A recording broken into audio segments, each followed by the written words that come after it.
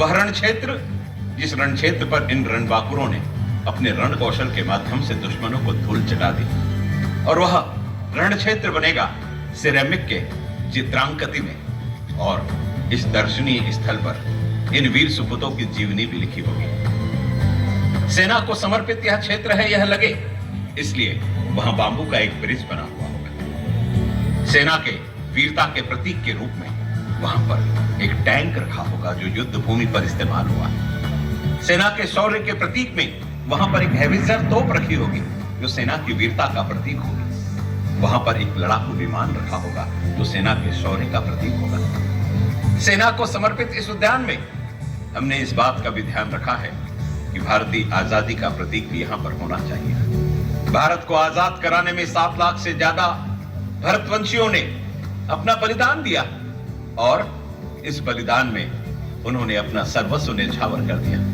नागपुर शहर और नागपुर जिले में जिन लोगों ने इस भारत माता के स्वतंत्रता के आंदोलन में अपना बलिदान दिया है, इन बलिदानियों को समर्पित होगा वहां एक एम्फी थिएटर। इस एम्फी थिएटर में 250 लोगों के बैठने की व्यवस्था होगी, और उस एम्फी थिएटर की बैकग्राउंड के दीवार पर लिखे होंगे इन सारे बलिदानियों के नाम, जिन्होंने नागपुर शहर और नागपुर जिले में अपना बलिदान देकर के भारत को आजादी दिलाई।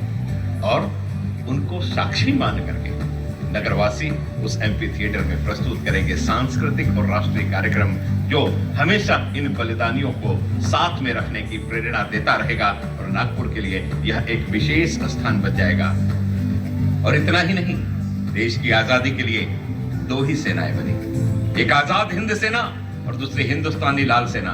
और इस हिंदुस्तानी लाल सेना का निर्माण इस नागपुर की स्थली पे हुआ, और इसलिए इस नागपुर की नगरी में हिंदुस्तानी लाल सेना के प्रतीकात्मक प्रतीक चिन्हों को भी वहां पर उकेरा जाएगा, जिससे उस याद को भी आने वाली पीढ़ी हमेशा संजो करके रख सके, सामान्य नागरिक इसका आनंद ले सके। इस दृष्टि से भी नियोजन है। सामान्य नागरिक के चलने के लिए वॉकिंग ट्रैक की व्यवस्था की गई है।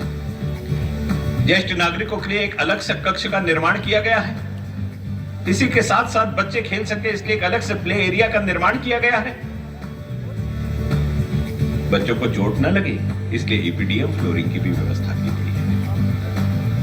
और इन सारी सुविधाओं को वहां पर रखने के साथ साथ पर्यावरण का भी पूरा ध्यान रखा गया है। वहां पर उपयोग आने वाले जल का हम लोग पुनर्वापर कर सके, इस दृष्टि से जल संवर्धन का नियोजन भी हमने वहां किया है। और ये पर्यावरण को पूरक, पर्यावरण को समर्पित, यह भारतीय सेना को समर्पित एक उद्यान होगा। यकीन मानिए, पूरे भारत में देश के प्रधानमंत्री माननीय नरेंद्र भाई मोदी ने दिल्ली में एक वार मेमोरियल बनाया है, जहां सेना के आत्मोत्सर्ग के, सेना के उत्साह के, सेना के प्रतिक्षण को उकेरा गया है। उसके बाद स्वायत्त संस्था द्वारा निर्मित भारत का यह एकमात्र उद्यान होगा जो नागपुर में होगा। भारत के वे 21 वीर सपूत जिन्हें परमवीर चक्र मिला है, उन्हें समर्पित उस उद्यान से इस नगरी का गौरव बढ़ेगा। भारतीय सेना को समर्पित इस अति विशिष्ट उद्यान में भारतीय सेना के प्रति समर्पण का भाव जागृत हो सके, भारतीय सेना की वीरता युगों युगों तक लोगों के बीच में चिरंतन रह सके, इस संकल्पना को लेकर के इस उद्यान का निर्माण हमने किया है।